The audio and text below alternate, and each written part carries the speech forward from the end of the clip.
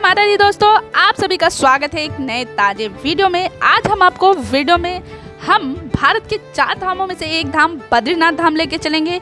यहाँ से दर्शन कराने से संबंधित कंप्लीट इन्फॉर्मेशन देंगे आपको। उत्तराखंड के 4 धामों यात्रा में से गंगोत्री, यमुनोत्री, केदारनाथ और बद्रीनाथ धाम 4 धामों में से उत्तराखंड के में सम्मिलित है, जबकि भारत की 4 धाम यात्रा बद्रीनाथ धाम, द्वारकापुरी गुजरात, जगन्नाथपुरी उड़ीसा और रामेश्वर में शामिल है। उत्तराखंड के 4 धामों में बद्रीनाथ धाम की एक महत्वपूर्ण स्थान है। बद्रीनाथ धाम भगवान विष्णु के 108 दिव्य अवतारों में से वैष्णव के लिए सबसे पवित्र मंदिरों में से एक है। बद्रीनाथ धाम मंदिर आदि शंकराचार्य द्वारा बनवाया गया था। उन्होंने गंगा में 12 धाराओं में से एक अलकनंदा नदी में से बद्रीनाथ की मूर्ति के दर्शन हुए थे और वही आज का वर्तमान मंदिर 16वीं शताब्दी के गढ़वाल के राजा द्वारा बनवाया गया था। मंदिर उत्तराखंड के चमोली जिले के समुद्र तल से 3400 मीटर की ऊंचाई पर स्थित है और घने जंगल बर्फ से ढके पहाड़ों में बहुत सुंदर और आकर्षक रूप लेता है बद्रीनाथ धाम।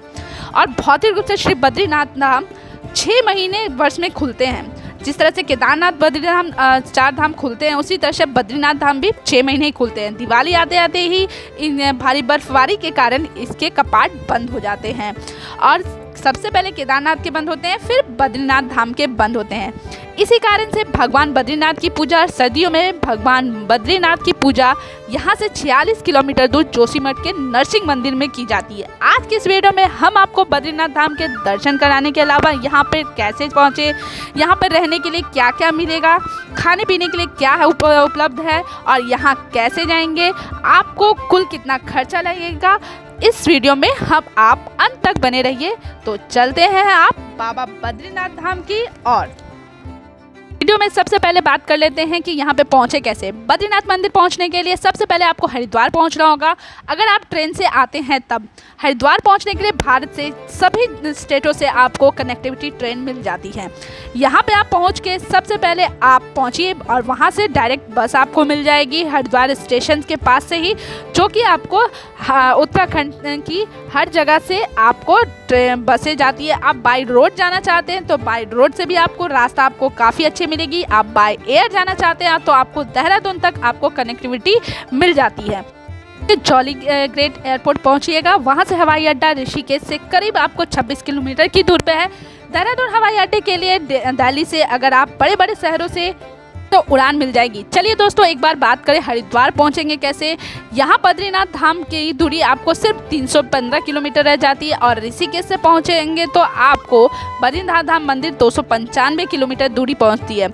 यही दूरी आप सिर्फ सड़क मार्ग से ही पूरी कर सकते हैं। वैसे इसकी हेलीकॉप्टर से जाने की भी ऑप्शन है, उसके बारे में हम इस वीडियो के अंत में बताएंगे आपको।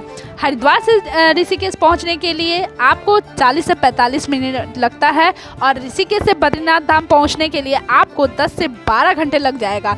इस रूट पे उत्तराखंड की गवर्नमेंट बसें चलती हैं, सरकारी बसें चलती हैं। इसके अलावा आप चाहे तो आप ऋषिकेश से हरिद्वार से टेम्पो ट्रेवल या तो मिनी बस बुक भी कर सकते हैं। अगर आप पूरे ग्रुप में हो तो आ रहे हो तो मेरी एक राय है कि सीधे आप हरिद्वार आ जाइए। पहले इसका कारण यह है कि हरिद्वार से बद्रीनाथ में बस आपको आसानी से मिल जाएगी, सीट भी आसानी से मिल जाती है और ज़्यादा भीड़ भाड़ भी नहीं मिलेगी। हरिद्वार से बद्रीनाथ का बस का किराया 550 750 तक मिलेगा। यह टिकट आपको बद्रीनाथ वहाँ पे बस स्टैंड पे मिल जाएगा, काउंटर पे मिल जाएगा और इस यात्रा से संबंधित सारी जानकारी आपको डिस्क्रिप्शन बॉक्स में मैं दे दूंगी। दोस्तों, अगर आपको हरिद्वार से डायरेक्ट बद्रीनाथ की बस नहीं मिलती है तो आप जोशीमठ तक आ जाइए। जोशीमठ से बद्रीनाथ की दूरी आपको 45 किलोमीटर है और जिसकी आपको शेयरिंग टैक्सी 100 रुपये किराया लेगी और आपको पहुँचा देगी। अगर बात करें टैक्सी वालों की तो हरिद्वार से बद्रीनाथ की आपको 6000 से 6500 तक ले लेंगे। इनकी बुकिंग रेलवे स्टेशन के बाहर होती है, विभिन्न ऐप से हो जाती है। यहाँ पर आपको बहुत सारे टेम्पो ट्रेवलर एजेंट मिल जाएंगे। पहले दिन आप यात्रा करने के बाद आप बद्रीनाथ धाम पहुँच जाएंगे और बद्रीनाथ धाम की सड़क यात्रा आपको बहुत ही अच्छी है क्योंकि ये सड़क मार्ग से जुड़ा हुआ है, इसीलिए यहाँ कोई भी चढ़ाई नहीं है। आइए वीडियो के अगले भाग में बात करते हैं यहाँ पे रुके और खाने की क्या व्यवस्था है। बद्रीधाम के आसपास आपको रुकने के लिए आश्रम, डॉर्मेट्री और होटल तीनों की सुविधा मिल जाएगी। अगर बात करें आश्रम की तो यहाँ पे लगभग 200 से 250 रुपये में आराम से रुक सकते हैं। अगर आप सोलो अकेले ट्रैवल कर रहे हैं तो डॉर्मेट्री में रुकना चाहते हैं तो आपको बेड सिस्टम 100 से 150 रुपये में मिल जाएगा। अगर आप प्राइवेट होटल में रुकना चाहते हैं तो आपको 600 से लेकर 700 तक का आपको रूम अवेलेबल मिल जाएगा। यहीं से आपको GMVM यात्री का, गढ़वाल मंडल का, विकास निगम का गेस्ट हाउस मिल जाएगा, जिससे में आपको रहने खाने की सुविधा मिल जाएगी, जो कि आप GMVM के साइड में भी बुक कर सकते हैं। दोस्तों आप बात ध्यान में रखिए कि सभी किराए सीजन पर डिपेंड करते हैं। अगर मई जून के वक्त आते हैं, इस वक्त ज़्यादातर आपको गर्मी छुट्टी में होती है तो उस वक्त आपको किराया थोड़ा ज़्यादा भी मिल जाएगा। अगर आप ऑनलाइन बुकिंग करके आ सकते हैं तो अगर बात कर ले यहाँ पे खाने पीने की, तो यहाँ पर आपकी कोई भी दिक्कत नहीं होगा, क्योंकि बद्रीनाथ में आपको हर जगह साफ़ सुथरा शाकाहारी भोजन मिलता है। अगर आप कीमत की बात कर लें तो वक्त पे खाना आपको थाली सिस्टम मिल जाएगा, 80 से आपको 150-200 रुपये में आराम से मिल जाएगा। चलिए दोस्तों, वीडियो के अगले भाग में बात कर लेते हैं बाबा बद्रीनाथ के दर्शन में। अगले दिन आप यहाँ पे आपको सुबह सुबह आपको अच्छे से शाकाहारी ही भोजन मिलेगा और सुबह सुबह उठकर आपको बाबा के दर्शन करने जाना है।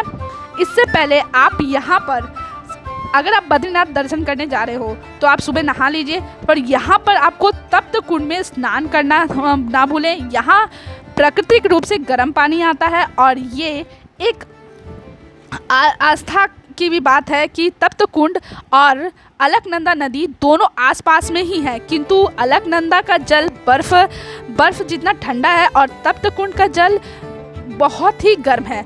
दोस्तों दर्शन से पहले आप इस बात का ध्यान जरूर रखना कि आपको मंदिर के अंदर मोबाइल कैमरा, बेल्ट आदि नहीं ले जाने को मिलेगा, इसीलिए आप लॉकर रूम ले ले, होटल में रख दे या गाड़ी के अंदर ही रख दे। इसके बाद आपको लाइन में लगकर बद्रीनाथ जी के दर्शन करना है। अगर आपके साथ बच्चे और बुजुर्ग हैं तो उनका विशेष रूप से ध्यान रखना पड़ेगा।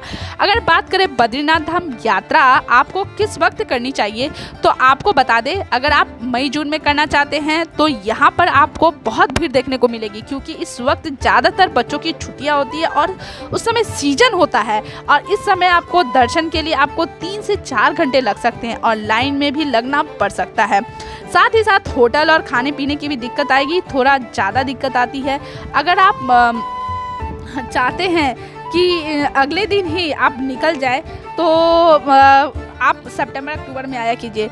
यहाँ रास्ते में लैंडस्लाइड बहुत ही रहती है और इसके साथ ही साथ रोड पर आपको काफ़ी लंबा ट्रैफिक जाम भी लगा रहता है।